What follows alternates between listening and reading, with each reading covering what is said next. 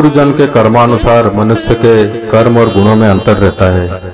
सृष्टि रचना के समय वही गुण और कर्म के अनुसार भगवान ब्राह्मण, क्षत्रिय, वैश्य, शूद्र ये 4 वर्णों की रचना करते हैं।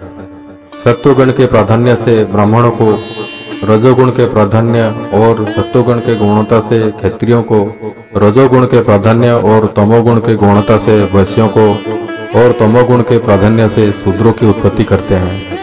ये 4 वर्ण पशु पक्षियों में भी पाया जाता है, जैसे कि पक्षियों में कबूतर आदि ब्राह्मण हैं, गरुड़ आदि क्षत्रिय, चील इत्यादि वैश्य और कौवा इत्यादि शूद्र हैं। वैसे ही तरुओं में पीपल आदि ब्राह्मण, नीम आदि क्षत्रिय, इमली आदि वैश्य और बबूल आदि शूद्र हैं। सृष्टि में संतुलन बनाए रखने के लिए भगवान ने 4 वर्णों की रचना की है, हर योनि में की है। वैसे ही भगवान ने 4 युगों की भी रचना की है। नमस्कार दोस्तों, मैं सूरज आप सभी व्यूअर्स को मेरे YouTube channel science of souls में स्वागत करता हूं। आज की वीडियो में हम भगवत गीता के पहले अध्याय का 36वां, 37वां, 38वां और 39वां श्लोक के अर्थ को समझेंगे।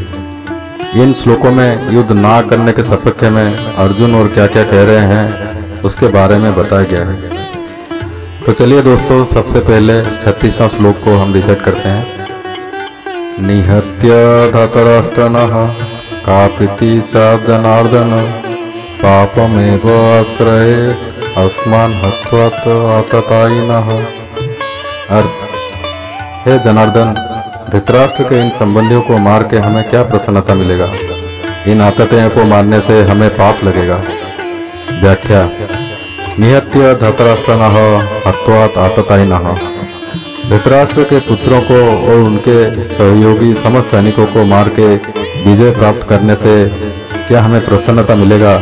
अगर हम क्रोध या लोभ के बस में आकर इन्हें मार देंगे, बाद में मन शांत होने पर हमें रोना पड़ेगा, अर्थात हम क्रोध और लोभ के बस में आकर कितना अनर्थ कर दिए।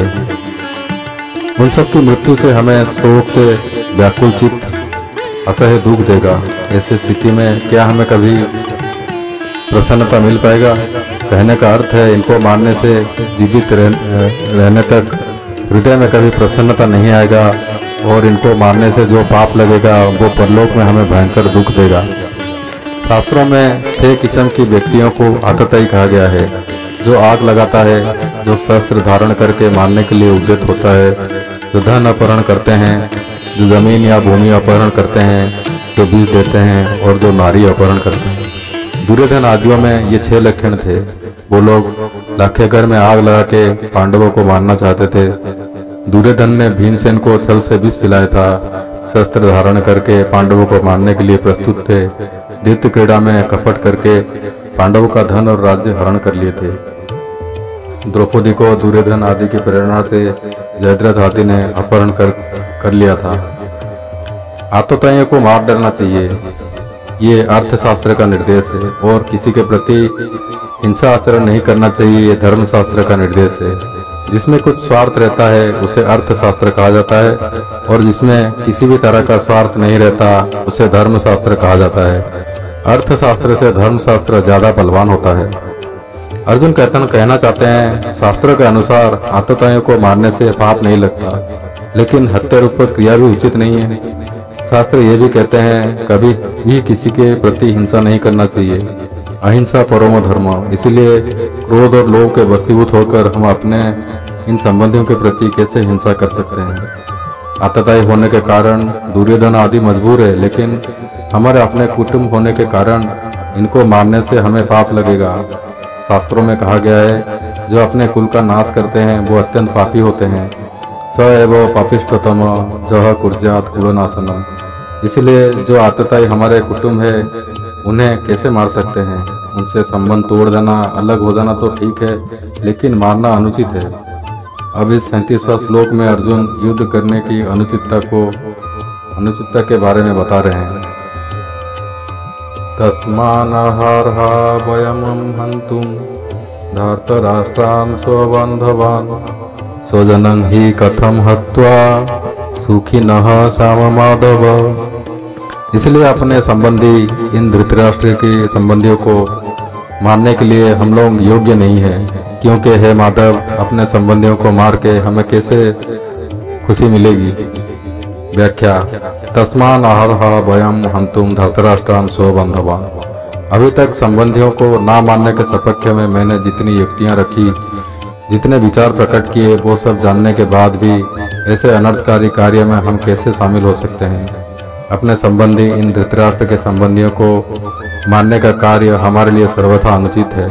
हमारे तरह अच्छे व्यक्ति ऐसे अनुचित कार्य कैसे कर सकते हैं। स्वजनं ही कथम हत्वा सुखिनः श्याम माधव। हे माधव, इन संबंधियों को मारने की आशंका में अगर इतना भय और संताप हो रहा है तो क्रोध और लोभ के बस में आकर इन्हें मार देने से तो दुख की कोई सीमा ही नहीं रहेगी। ये मेरे आत्मीय स्वजन हैं। इसी ममता जनित मोह के कारण क्षेत्रियों के लिए उचित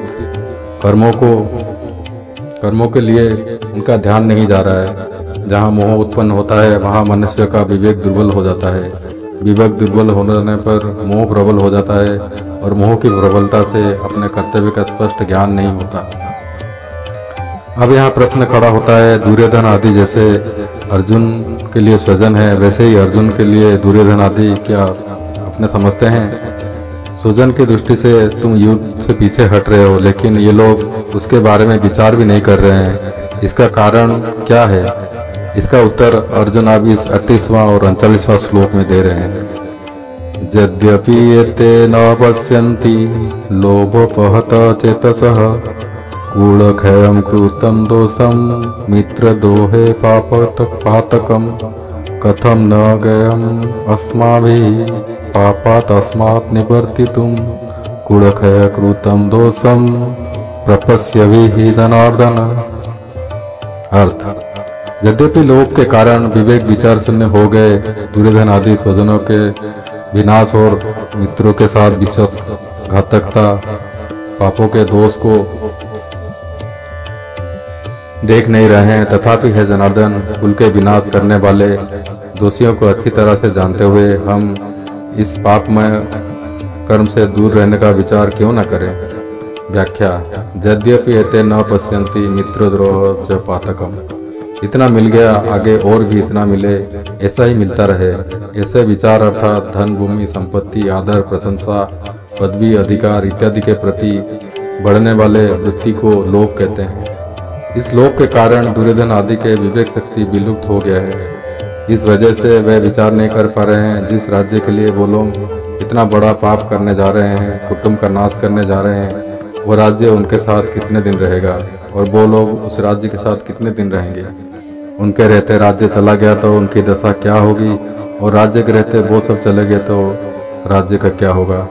मनुष्य संयोग में जितना सुख भोग करता है, वियोग में उतना ही दुख भोगना पड़ता है। वियोग में जितना दुख होता है, संयोग में उतना सुख नहीं मिलता। कहने का मतलब है, अंतर में लोभ रहने के कारण उनको सिर्फ राज्य दिखाई पड़ रहा है।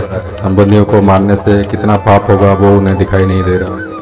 युद्ध होने से समय, संपत्ति और शक्ति का नुकसान होता है। तरह तरह की चिंता और विपत्ति आती है। दो मित्रों के बीच भी कलह होता है। नाना प्रकार के मतभेद होता है। मतभेद होने से वैरभाव की उत्पत्ति होती है। उदाहरण के लिए द्रुपद और द्रोण बचपन के साथी थे, लेकिन राज्य मिलने के बाद एक दिन द्रुपद द्रोण को अपमानित करके मित्रता को ठेस पहुंचाए थे। इसी वजह से द्रोणाचार्य और द्रुपद के बीच वैरभाव उत्पन्न हुआ। द्रोणाचार्य ने अपने अपमान का प्रतिशोध लेने के लिए मेरे माध्यम से राजा द्रुपद को परास्त करके उनका आधा राज्य ले आए।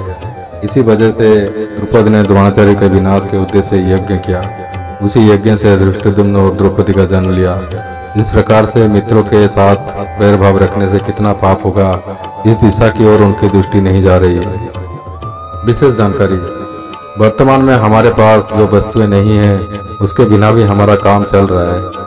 हम अच्छी तरह से अपना जीवन निर्वाह कर रहे हैं, लेकिन ये सब वस्तुएं मिलने के बाद अगर चला जाए तो उसके वियोग में बहुत दुख पहुंचता है। कहने का मतलब है, वस्तुओं की संयोग होकर वियोग हो जाना जितना दुखदायी होता है, वो दुख वस्तुओं के मिलने से पहले इतना नहीं होता। फिर भी मनुष्य अपने पास जिन वस्तुओं की कमी महसूस करता है, वही वस्तुओं को वो लोभ से पाने की चेष्टा करता है। उन सब वस्तुओं से जो भी सुख मिलता है वो सिर्फ लोभ के वजह से मिलता है। वैसे ही मोह रूप दोष नहीं रहता तो संबंधियों से सुख नहीं मिलता। लालच ना रहने से संग्रह का सुख नहीं मिलता। बिना किसी दोष के संसार से सुख मिलना असंभव है, लेकिन लोभ के वजह से मनुष्य इसे विचार नहीं कर पाता है और उसका विवेक विचार को विलुप्त कर देता है। कथम न तगयम अस्माभिः प्रपश्यति जनार्दन। अब अर्जुन अपनी बात बता रहे हैं। हो सकता है दुर्योधन आदि अपने संबंधियों को मारने का दोष और मित्रद्रोह के पाप को नहीं देख रहे हैं, लेकिन हमें तो इस पाप के बारे में सोचना चाहिए। अगर मित्रगण हमें दुख देते हैं फिर भी वो दुख हमारे लिए अनिष्टकारी नहीं होगा। उस दुख से हमारा पाप कर्म का विनाश होगा और हम शुद्ध हो जाएंगे। लेकिन हमारे मन में अगर द्रोह और वैर भाव उत्पन्न होंगे तो वो मृत्यु के बाद भी हमारे साथ रहेंगे और जन्म जन्मांतर तक हमें पाप करने के लिए प्रेरित करेंगे, जिससे हमारा पतन होगा। ऐसे अनर्थकारी और मित्रद्रोह उत्पन्नकारी पाप से रक्षा पाने के लिए हम क्यों ना विचार करें, मतलब विचार करके इस पाप से निवृत्त रहना चाहिए। यहाँ दुर्योधन आदि के लोभ की तरफ तो अर्जुन की दृष्टि जा रही है, लेकिन वो स्वयं कौटुंबिक स्नेह में अर्थात मोह में बंध गए हैं, इसकी ओर उनकी दृष्टि नहीं जा रही है। इसी कारण से वो अपने कर्तव्य को समझ नहीं पा रहे हैं। ये एक साधारण नियम है कि जब तक किसी की दृष्टि अन्य व्यक्ति के दोष देखने में लगा रहता है तब उसे अपना दोष दिखाई नहीं पड़ता, बल्कि अभिमान होता है कि इसके अंदर अमुक दोष है लेकिन मुझ में नहीं है।